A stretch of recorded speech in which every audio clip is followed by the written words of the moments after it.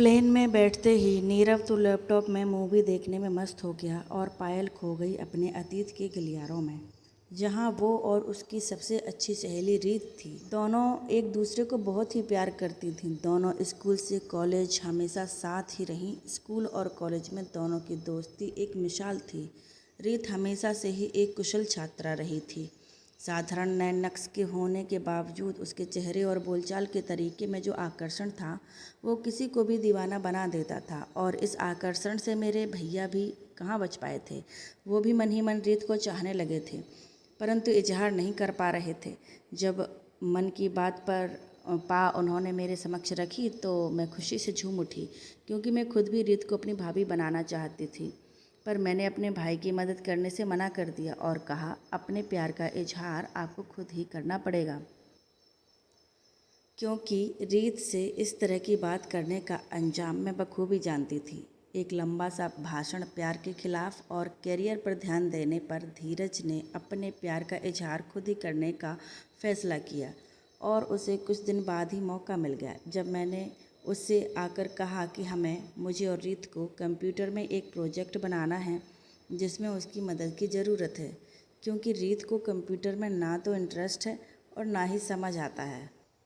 फिर रविवार को जब धीरज की छुट्टी थी तो हम दोनों उसके पास आ गईं और अपना प्रोजेक्ट बनाने काफ़ी समझने के बाद भी जब रीत को ठीक से नहीं कर पा रही थी तो धीरज ने उसे डांट दिया।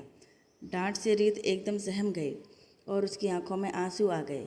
डरी और सहमी हुई सी रीत बहुत ही मासूम लग रही थी। उसे देख धीरज खुद पर काबू ही नहीं कर पाया और पायल से बोला, मैं कंप्यूटर इंजीनियर और तेरी भाभी तो कंप्यूटर का बेसिक भी सही से नहीं कर पा रही है। इतना सुनते ही रीत उसकी तरफ आश्चर्य से देखने लगी और धीरज ने रीत का हाथ अपने हाथ में लेते हुए कहा कि तुम ही पायल की भाभी बनोगी, क्योंकि मैं तुमसे प्यार करता हूँ। रीत बिना कुछ कहे अपना हाथ छुड़ाकर चली गई। मैंने उसे रोकने की कोशिश की पर वो रुकी नहीं। फिर मैंने भाई से कहा, उसे मनाना इतना आसान नहीं है। अगर तुम उससे शादी करना चाहते हो तो उसके पापा को मनाओ। फिर क्या था, धीरज ने पहले अपने मम्मी पापा को मनाया और फिर शाम को पहुंच गए सब रीत के घर उसके पापा से उसका हाथ मांगने। और यूं मुझे अपने कमरे में देखकर रीत ने एक साथ कई सवाल कर दिए। तू कब आई? सुबह तेरे भाई को क्या हुआ था? तो क्या तुझे पता था कि वो मुझसे इस तरह बात करने वाला है? तूने मुझे पहले क्यों नहीं बताया? सांस तो ले ले, एक एक करके पूछ, तेरे हर सवाल का जवाब है मेरे पास। तभी रीत की मम्मी अंदर आती हैं और रीत से कहती हैं, जल्दी से कपड़े बदल कर बाहर आ जाओ। और पायल को कहती हैं, आओ तुम मेरी थोड़ी मदद करो। पर माँ, आप इसे कहाँ ले जा रही हो? मुझे इससे बात करनी है, रीत ने कहा। तैयार होकर बाहर आ जाओ, वहीं कर लेना। कहते हुए माँ और पायल बाहर चली गईं। रीत को कुछ समझ नहीं आया कि यह क्या हो रहा है और माँ माँ करते हुए ऐसे ही बाहर आ गई। बाहर आते ही पायल के परिवार वालों को देखकर एकदम चौंक गई और अंदर लौट गई। बाहर से सबके हंसने बोलने की आवाज़ें आ रही थीं, पर रीत तो अंदर बहुत ही घबराई हुई थी। बहुत देर तक जब बाहर नहीं आई तो मैं खुद ही उसे लेने अंदर चली गई। जैसे ही मैं रीत के कमरे में आई, रीत ने मेरी बाजू कस के पकड़ ली और कहा, बिना मेरे सवालों के जवाब दिए तू बाहर क्यों गई? मुझे जवाब चाहिए। मैंने कहा, बहुत देर हो गई है, अब जल्दी बाहर चल, सब तेरा इंतज़ार कर रहे हैं। तेरे सवालों के जवाब भैया देंगे। कहते हुए मैं उसे बाहर ले आई। हल्के पीले रंग का सूट, कमर तक झूलती लंबी चोटी, चेहरे पर कोई मेकअप नहीं। रीत ने अंदर आते ही पायल के मम्मी पापा को तो नमस्ते करी, परंतु भाई की तरफ देखा तक नहीं। पायल की मम्मी सरला जी ने रीत को अपने पास बैठा लिया। जहाँ रीत ने अभी तक धीरज की तरफ देखा तक नहीं था, वहीं दूसरी तरफ धीरज की नज़रें रीत से हट नहीं पा रही थीं। तभी सरला जी ने कहा, मुझे और पायल के पापा को तो हमेशा से ही रीत जैसी बहू चाहिए थी और वो ही मेरे घर बहू बनकर आ रही है। अपनी खुशी तो मैं शब्दों में बयान भी नहीं कर पा रही हूँ। आज दिन को जब खाने पर बुलाने के लिए धीरज के कमरे में गई तो देखा दोनों भाई बहन बहुत गंभीर होकर कोई बात कर रहे हैं। पूछने पर पायल ने कहा, भाई को एक लड़की पसंद है और सोच रहा है आपको और पापा को कैसे बताए। मैंने लड़की का नाम पूछा तो पता चला कि वो तो रीत है। रीत का नाम सुनते ही मैंने एकदम हाँ कर दी। तब धीरज ने कहा कि आपकी हाँ का क्या करूँगा, जब उसके मन में क्या है पता ही नहीं है। तो बस आ गए रीत के मन की बात जानने। अब जब आप सब ने हाँ कह ही दिया है तो बस रीत अपने मन की बात बता दे तो आगे बात बढ़ाई जाए। तभी पायल ने कहा, आप सब तो तैयार हो, सभी की हाँ है, पर रीत को उसके मन की बात भैया को ही बताने दो। इन दोनों को आपस में बात तो करने दो। इन दोनों ने कभी एक दूसरे से बात तक नहीं करी। तभी सबकी सहमति से दोनों को एक दूसरे कमरे में भेज दिया बात करने के लिए।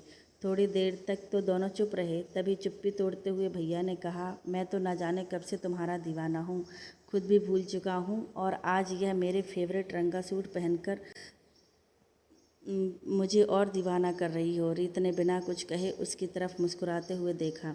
हम तो उनके दर पर उनसे अपने लिए ज़िंदगी मांगने आए थे, पर वो तो हमारी ही कत्ल का इरादा करे बैठे हैं, भैया ने कहा। तो रीत एकदम से बोली, अच्छा इंजीनियर साहब शायरी भी करते हैं? आपको देखकर बस ऐसे ही कह दिया। खैर वो छोड़िए, यह बताइए मिस अरोरा, क्या आप मिसेस धीरज कपूर बनना चाहेंगी? रीत बिना कुछ बोले आंखों से जवाब देकर बाहर आ गई। दोनों परिवारों की रजामंदी से जल्द ही रीत मेरे घर भाभी बनकर आ गई। शादी की अगली सुबह जब रीत अपने कमरे से बाहर आई, सब उसे देखते ही रह गए। सुर्ख लाल भरी हुई मांग, माथे पर छोटी सी बिंदी, होंठों पर हल्की हल्की सी लिपस्टिक लगाए हुए थी। लाल सूट और लाल ही चूड़ा पहने बहुत ही प्यारी लग रही थी। रीत, क्या भैया जिम से आ गए? मेरे ऐसा पूछते ही रीत के कुछ भी कहने से पहले बुआ जी ने मुझे डांटते हुए कहा, माना रीत तुम्हारी दोस्त है, लेकिन धीरज तुमसे 5 साल बड़ा है, इसलिए आज से इसे भाभी कहना। बुआ जी बोली, बेटा अगर भाभी को शुरू से मान सम्मान और प्यार दोगे तो यह घर हमेशा तुम्हारा रहेगा। बुआ जी की बात सुनते ही मैंने दोनों बाहें रीत के गले में डालकर कहा, प्यार तो हम दोनों एक दूसरे से बहुत करते हैं, है ना भाभी जान? और हम दोनों हंसने लगे। तभी रीत की नज़र सामने जिम से आते हुए भैया पर पड़ी और वो चुप हो गई। भैया ने पास आकर रीत के कान में धीरे से कहा, यह प्यार और हक मुझे कब मिलेगा? इतना सुनते ही रीत तो शर्मा गई और भैया अपने कमरे में चले गए। तभी मौसी जी बोल पड़ी, सबके सामने कानों में बातें कर रहा है, जा बेटा अंदर जाके आराम से बात कर आ। और सभी लोग हंसने लगे। दिन में मौका पाते ही रीत को अकेला देखकर मैंने उससे कहा, सुबह जो भैया तेरे कान में कह रहे थे मैंने सब सुन लिया था। बता मेरे भाई को उसके हिस्से का प्यार और उसका अधिकार क्यों नहीं दिया? वो बोली, अभी एक ही दिन तो हुआ है मुझे इस घर में आए हुए, सब्र कर, उन्हें उनके सारे हक मिल जाएंगे, कहकर अपने कमरे में चली गई। इसी तरह समय खुशी से बीत रहा था। तभी एक दिन भैया ने बताया कि उनका प्रमोशन और ट्रांसफ़र बेंगलोर में हो गया है। 10 दिन बाद ज्वाइनिंग है।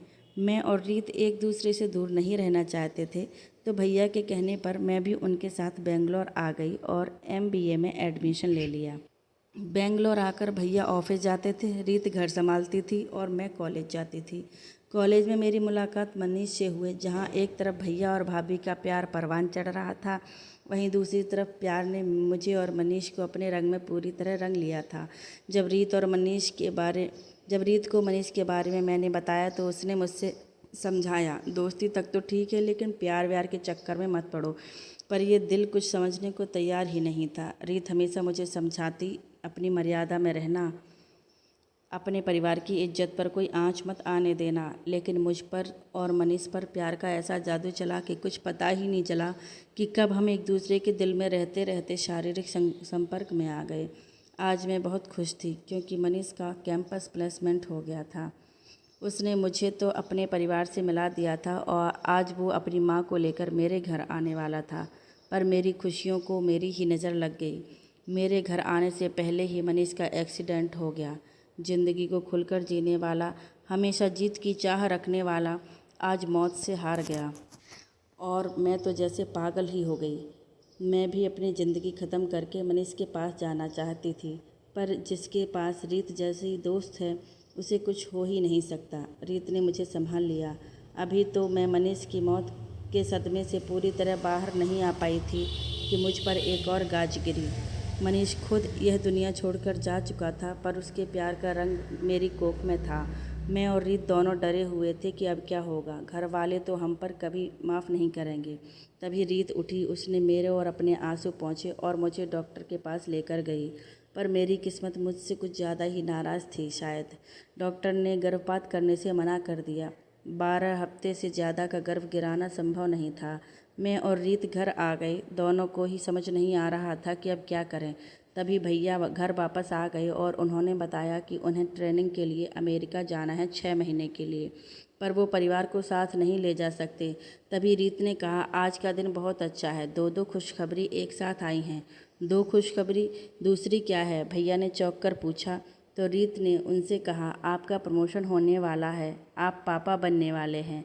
रीत की बात सुनकर भैया ने उसे प्यार से गले लगा लिया। मैं कुछ बोलना चाहती थी पर रीत ने रोक दिया। रीत के माँ बनने की खबर सुनकर भैया ने अमेरिका जाने से मना कर दिया, तो रीत ने जाने के लिए मना लिया। अगली सुबह जब भैया ऑफिस गए तो मैंने उनसे कहा कि यह सब क्या है, तुम क्या करने वाली हो, मुझे भी बताओ। उसने मुझे जो सही लगा मैंने वही किया और आगे भी जो सही लगेगा मैं वही करूँगी। तू बस मेरा साथ देना और जल्दी से तैयार हो जा, हमें डॉक्टर के पास जाना है। डॉक्टर के पास जाकर रीत ने अपनी बातों से उसे भी मना लिया हमारा साथ देने के लिए। शाम को जब भैया उसे लेकर डॉक्टर के पास गए तो डॉक्टर ने उन्हें विश्वास दिला दिया कि अभी सिर्फ 1 महीना ही हुआ है, गर्भ धारण करे, डिलीवरी 8 महीने से पहले नहीं होने वाली। डॉक्टर के आश्वासन और रीत के वादा करने पर कि मेरे पेपर होते ही हम दोनों कानपुर मम्मी पापा के पास चले जाएंगे, भैया अमेरिका चले गए। अब बस घर में हम दोनों थे। मम्मी हमारे पास आना तो चाहती थी, लेकिन दादी का स्वास्थ्य खराब होने के कारण आ नहीं पाती थी। भैया को गए 4 महीने हो गए थे। घर वालों ने भी हम पर कानपुर आने के लिए दबाव बनाना शुरू कर दिया था, पर कोई ना कोई बहाना बनाकर हम उन्हें टाल रहे थे। अब लगने लगा था कि कोई बहाना काम नहीं आएगा, तो रीत ने रोते हुए मम्मी से फ़ोन करके बताया कि आज वो बाथरूम में गिर गई, जिससे उसे थोड़ी चोट लग गई है और डॉक्टर ने उसे बेड रेस्ट करने के लिए कहा है और यात्रा के लिए बिल्कुल मना किया है। मम्मी ने उसे वहाँ रहकर आराम करने की सलाह दी और मुझे उसका ध्यान रखने की हिदायत दी। किसी तरह 2 महीने और बीत गए। अब रीत के पापा और मेरी दादी के स्वास्थ्य में सुधार था, इसीलिए दोनों मम्मी बेंगलोर आने वाली थी। उनके हिसाब से तो यह रीत का 7वां महीना था और 7वें महीने उसकी गोद भराई होनी थी। भैया के आने में भी सिर्फ 1 ही हफ्ता बचा था। गोद भराई का कार्यक्रम भैया के आने के बाद का ही रखा गया था। मैं बहुत डरी हुई थी कि अब क्या होगा, अब तो सबको सच पता चल जाएगा। रीत ने मुझे हिम्मत बंधाई और मुझे लेकर डॉक्टर के पास चली गई। डॉक्टर ने मेरी डिलीवरी आज ही कराने को कहा। डॉक्टर से मेरी डिलीवरी आज ही कराने को कहा। सारी तैयारी हो गई, मुझे एडमिट करा दिया गया। ऑपरेशन थिएटर में जाने से पहले उसने मुझे मम्मी का फ़ोन मिलाकर दिया और कहा कि मैं मम्मी से बोलूं कि डॉक्टर के पास जाते समय हमारा एक्सीडेंट हो गया है, भाभी की डिलीवरी अभी करानी पड़ रही है और मेरे पैर में फ्रैक्चर होने की वजह से प्लास्टर चढ़ेगा, इसलिए आप लोग जल्दी आ जाओ। मैंने वैसा ही किया। 2 घंटे बाद हमारे पास एक प्यारी सी गुड़िया थी। रीत ने डॉक्टर से कहा कहकर मेरे पैर में प्लास्टर भी करवा दिया, क्योंकि उसे पता था कि मुझे आराम की ज़रूरत है, पर वो मुझे नहीं, उसे मिलेगा, क्योंकि माँ वो बनी है, मैं नहीं। हम लोग जल्दी से घर आ गए, क्योंकि हम नहीं चाहते थे कि सच कि घर वालों को भनक भी लगे। रात को हम अस्पताल से घर आए और अगली ही सुबह मेरे और रीत के मम्मी पापा दादी को लेकर हमारे पास आ गए। सब गुड़िया को देखकर बहुत खुश थे। मेरी इतनी बड़ी गलती को छुपाकर रीत ने मेरी बेटी को अपना लिया, साथ ही मुझे सबकी नज़रों में महान बना दिया, यह कहकर कि मैंने उसका बहुत ध्यान रखा, पर अपने साथ लापरवाही करी, जिस वजह से मेरे पैर में फ्रैक्चर हो गया। पर हकीकत में महान मैं नहीं, वो थी जिसने मेरी नाजायज़ बेटी को अपना कर उसे सबका प्यार दिलाया, साथ ही मुझे घर वालों और दुनिया की नज़रों से बचा लिया। बेटी को जन्म भले ही मैंने दिया, पर माँ वो बनी थी। आज मेरी भाभी ने मेरी बेटी को ही नहीं अपनाया था, मुझे भी सम्मान के साथ जीने का हक दिया था।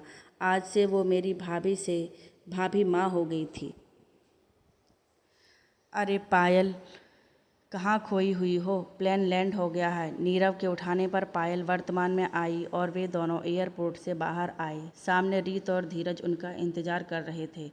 एयरपोर्ट से बाहर आते रीत और पायल एक दूसरे से कस के गले मिली और गाड़ी में बैठकर ढेर सारी बातें करने लगी। सारा घर मेहमानों से भरा पड़ा था, क्योंकि आज परिधि की मेहंदी की रस्म जो थी। पायल और नीरव को देखकर रजत ने उन दोनों के पैर छुए।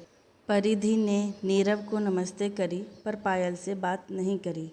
तभी रीत ने कहा, तेरी बेटी तुझसे नाराज़ है, मना ले। पायल ने परी का हाथ पकड़कर पास बैठाया और पूछा, मेरी बेटी मुझसे नाराज़ क्यों है? नाराज़ ना हो तो क्या करूं? मेरी शादी में आप एक दिन पहले आ रहे हो, जबकि आपको तो कम से कम 1 महीने पहले आना चाहिए था। तभी पायल बोली, तुझे तो पता है ना बेटी, तेरे भाइयों के पेपर और फूफा जी के काम की वजह से जल्दी नहीं आ पाई। पर अब तेरे साथ तेरे ससुराल चलूँगी, वहाँ रहूँगी 1 महीना। पायल की बात सुनकर सब हंसने लगे और पूरा घर हंसी ठहाकों से गूंज गया।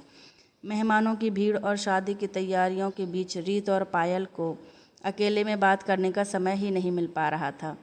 रात को मेहंदी का कार्यक्रम बहुत अच्छे से निपट गया। जब सब सोने जाने लगे तो नीरव ने रीत से कहा, भाभी, आप दोनों ने आज भी सबके सोने के बाद रात भर जागकर बातें करनी होंगी ना? रीत बोली, और नहीं तो क्या, अब हम दोनों सहेलियां बैठकर रात भर बातें करेंगी। चल पायल, तू कॉफ़ी बनाकर छत पर ला, तब तक मैं बिस्तर लगाती हूँ, फिर आराम से बैठकर बातें करेंगे और कॉफ़ी पियेंगे। तभी परिधि एक ट्रे में 2 कॉफ़ी लाई और रीत को देते हुए बोली, यह लो माँ, आप दोनों की कॉफ़ी, आप लोग जाइए और आराम से बातें करिए। वो दोनों कॉफ़ी लेकर ऊपर आ गईं। वक्त कितनी तेज़ी से बीत जाता है ना, ऐसा लगता है जैसे कल की ही तो बात है। नन्ही सी परिधि मेरी गोद में खेला करती थी और आज देख, बिना कहे भी सब समझ जाती है, और कल तो शादी करके विदा भी हो जाएगी। कहते रीत की आंखें भर आईं। तभी पायल ने कहा, तेरी बेटी बिल्कुल तेरी तरह समझदार है। मेरी नहीं, हमारी बेटी, रीत ने कहा। पायल, मुझसे ज़्यादा वो तेरी बेटी है। रीत, हाँ, यह सच है कि वो मेरी बेटी है, पर एक सच यह भी है कि तूने उसे जन्म दिया है और कल तू और नीरव जी ही परी का कन्यादान करना। पायल, तू कुछ पागल है क्या? रीत, तू चिंता मत कर, किसी को कुछ पता नहीं चलेगा, मैं सब संभाल लूँगी। जो बात तेरे और मेरे बीच की है वो कभी किसी को पता नहीं चलेगी। पायल, हाँ, मुझे पता है, तू सब संभाल लेगी। तूने पहले भी सब कुछ बहुत अच्छी तरह से संभाला है। याद है जब भैया वापस आए थे और उन्होंने नन्ही गुड़िया को पहली बार गोद में लिया और कहा था, रीत, ये तुम्हारे और मेरे प्यार की निशानी है, रीत और धीरज की रिद्धि। तो तूने कहा था, आपके और मेरे प्यार की निशानी अगर इस दुनिया में है तो सिर्फ पायल की वजह से है, वरना उस एक्सीडेंट के बाद तो मुझे लगा था कि मैं और हमारा बच्चा अब नहीं बचेंगे। अगर यह हिम्मत और समझदारी ना दिखाती और मुझे उसी वक्त अस्पताल ना लेकर जाती तो ना जाने क्या होता। इसलिए ये आपकी और मेरी नहीं, आपकी, मेरी और पायल की बेटी है। पायल, रीत और धीरज तू की परिधि। पायल, रीत और धीरज की परिधि। तूने कितनी आसानी से एक के बाद एक झूठ बोलकर मुझे किसी की नज़रों से गिरने नहीं दिया, साथ ही कितना महान बना दिया सबकी नज़रों में। मुझे नाज है तुम पर मेरी भाभी माँ। रीत, जिस झूठ से किसी का कुछ अच्छा होता है वो झूठ बुरा नहीं होता, और देख, मेरे इस झूठ से मुझे कितनी प्यारी बेटी मिल गई। पायल, मैं तो 1 महीने की परिधि को छोड़कर मम्मी पापा के साथ कानपुर आ गई थी। तुम दोनों ने परिधि को संभाला। दादी के जाने के बाद से लेकर मेरी शादी नीरव से करवाने तक और पापा के जाने के बाद माँ को संभालने तक तूने हर जिम्मेदारी कितने अच्छे से निभाई। परी से जुड़े हर फैसले में मुझे शामिल किया। उसका पहला स्कूल चुनने से लेकर उसके लिए लड़का चुनने तक मैं मेरी राय ली। पर अब बस कन्यादान तू और भैया ही करेंगे। तभी भैया छत पर आते हैं और कहते हैं कि बाकी की बातें तुम दोनों कल कर लेना। पायल भी थकी हुई होगी और तुम्हें भी कल बहुत सारे काम कर रहे हैं। पायल, हाँ भैया, आप सही कह रहे हो, अब हमें चलना चाहिए, कहकर हम तीनों नीचे आ गए। अगली सुबह जब मैं उठी तो देखा रीत पहले से ही उठी हुई है और काम में लगी हुई है। सारा दिन काम करती, मेहमानों का ख्याल रखती, शादी के सारे इंतजाम देखती। बारात के स्वागत से लेकर परिधि के कन्यादान तक रीत ने सभी कार्य बड़ी कुशलता से पूरे किए। लेकिन परिधि की विदाई पर वो हिम्मत हार गई और बिलख बिलख कर रोने लगी। आज अपनी दोस्त की हिम्मत और निश्चल प्यार देखकर मैं एक बार फिर उसके आगे नतमस्तक हो गई।